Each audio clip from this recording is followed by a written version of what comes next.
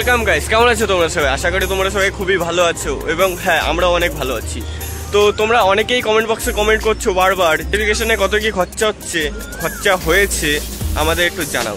তো আজকে সম্পূর্ণ ব্লগটা তাদের জন্যই যারা বারবার কমেন্ট করছো যে আমার মোটিভেশনে কত কি খরচা হয়েছে তোমাদের জানাচ্ছে।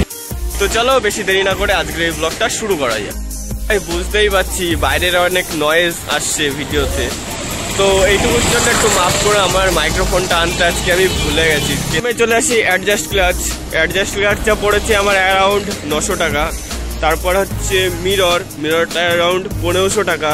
আর এইখানে রিডার গার্ডটা ভেঙে গেছে ভাই, এই সাইডেরটা আছে, এটার দাম 400 টাকা মতন পড়েছে। আর দুটো ট্যাঙ্ক অয়েল কন্টেনার, এটার দাম দুটো পড়েছে প্রায় 1000 টাকা।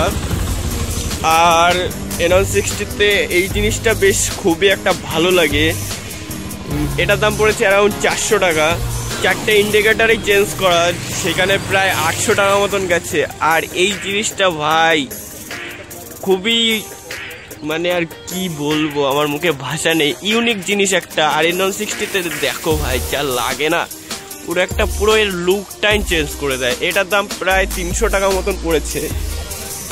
নাম্বার প্লেটের এই যে কি বলে এটার, আমারও অত নাম মনে নেই, এটা প্রায় পড়েছে 400 টাকা মতন। তারপরে ভাই এই যে নাটের গার্ড, যাই বলুক, এটার দাম পড়েছে ওরকমই 300 টাকা মতন পড়েছে।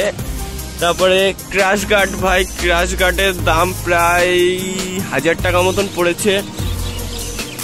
আর আর আর আর আর আর আরও অনেক কিছু আছে, যেমন এর ভিতরে ফ্ল্যাশার ইনস্টল করা হয়েছিল, তার দাম প্রায় 400 টাকা। তারপরে ইনস্টল করা হয়েছে রিং লাইটটা জ্বালিয়ে দেখাই আমি একটু। রিং লাইটটা পড়েছে প্রায় 250 টাকা মতন।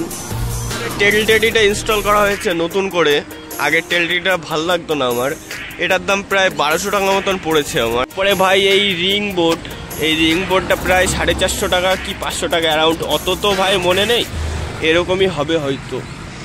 আর সব থেকে ইউনিক একটা জিনিস যেটা তোমাদের দেখাতে চলেছি, RS এর আন্ডারভ্যালিটা আমি আর কারোর গাড়িতে দেখিনি, আমি হয়তো ফার্স্ট লাগিয়েছি ভাই। এর কারণে অনেকটা গাড়িটা একটা অন্যরকম লুকে চলে যায়, একটু দূর থেকে দেখলে হয়তো বুঝতে পারবে, খুবই একটা ভারী একটা ভাব চলে আসে। এটা কেন খুব একটা ভালোভাবে সেটিং করিনি, সেটিং হলে হয়তো আরও বেশি ভালো লাগবে। র্যাপিংয়ের বিষয়টা আজকে আমি বললাম না, তোমাদের যদি কারো র্যাপিংয়ের বিষয়ে জানার থাকে অবশ্যই আমাকে কমেন্ট করবে, আমি অবশ্যই তোমাদের জানাবো যে আমার র্যাপিংয়ে কি করতে হয়েছে, কেমন কি খরচা পড়েছে, সব কিছুই তোমাদের সঙ্গে আমি শেয়ার করব। তো যার আমার র্যাপিংয়ের বিষয়ে জানার ইচ্ছে আছে অবশ্যই ভাই কমেন্ট বক্সে জানাবে, এটা একটা লাইক করে দেবে। আর চ্যানেলে নতুন হলে ভাই সাবস্ক্রাইবটা করে দেবে। তো চলো, বাই বাই।